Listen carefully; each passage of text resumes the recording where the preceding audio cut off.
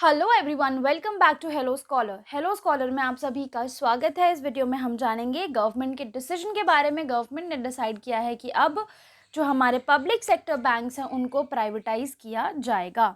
ऐसे ही informative videos के लिए आप हमारे साथ बने रहिए। Please subscribe to our channel. आइए जानते हैं कि गवर्नमेंट कैसे ये पूरा चीज़ डिसाइड करेगी, ये प्रोसेस कैसा होगा। तो गवर्नमेंट सबसे पहले एक पैनल बनाएगी जिसमें कि अलग अलग ऑर्गेनाइजेशन से लोग आएंगे, डिसाइड करेंगे, सजेशंस देंगे, अपने ओपिनियंस देंगे, व्यूज़ देंगे। फिर उसके बाद कुछ रूल्स रेगुलेशंस बनेंगे, फिर कहीं जाके अमेंडमेंट होगा, फिर जाके हमारा जो है वो बैंक्स प्राइवेटाइज होंगे। अब इसमें अलग अलग डिपार्टमेंट में से लोग आएंगे, जैसे कि department of investment and public asset management में से लोग आएंगे, और आरबीआई में से कुछ रिप्रेजेंटेटिव्स आएंगे, नीति आयोग में से कुछ रिप्रेजेंटेटिव आएंगे, फाइनेंस मिनिस्ट्री में से कुछ रिप्रेजेंटेटिव आएंगे। यानी कि अलग अलग ये सारे बहुत इंपॉर्टेंट फाइनेंशियल इंस्टीट्यूशंस हैं, यहाँ से लोग आएंगे। फिर वो डिसाइड करेंगे कि किस तरीके से जो हमारा पब्लिक सेक्टर बैंक है उसको प्राइवेटाइज किया जाए। अब सबसे पहले ये डिसाइड किया है कि जो mid size public sector banks हैं उनको प्राइवेटाइज किया जाएगा। उनको, ठीक है, जरूर अभी ऐसा नहीं हो रहा है कि सारे के सारे जो बैंक्स हैं उनको प्राइवेटाइज किया जाएगा। फिर उसके बाद आते हैं डिसएडवांटेजेस पे और एडवांटेजेस पे। अब जब बैंक्स जब प्राइवेटाइज होंगे तो ऑब्वियस सी बात है कि जॉब्स जो है वो लॉस होंगी, यानी कि बहुत सारे लोगों की नौकरियां भी जाएंगी। प्लस उस हिसाब से जो वैकेंसीज गवर्नमेंट रिलीज़ करती है उस हिसाब से गवर्नमेंट जो अगर बैंक प्राइवेटाइज हो जाते हैं तो वो रिलीज़ नहीं करेंगे।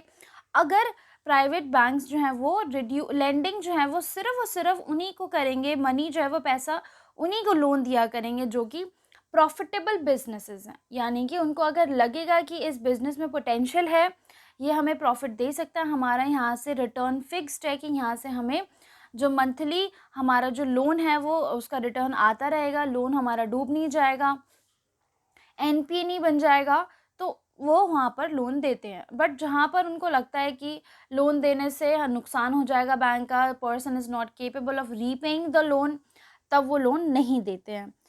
अभी जो बैंक हैं, अभी क्या है, पब्लिक सेक्टर बैंक्स हैं, यानी कि यहाँ पर कंट्रोल है सरकार का। गवर्नमेंट जो है वो कंट्रोल कर सकती है, उसका जैसा मन करता है वो रूल्स और रेगुलेशंस बना सकती है। बट प्राइवेट बैंक्स पर इतना प्रेशर नहीं होता है। प्राइवेट बैंक्स जो है वो अपने हिसाब से चलेंगे, उनको जिस तरीके से सही लगेगा वो वैसे ही अपने रूल्स एंड रेगुलेशंस के हिसाब से चलेंगे, वो सरकार को नहीं बताएंगे, उनकी बात उतनी नहीं सुनेंगे। एडवांटेजेस क्या होंगे?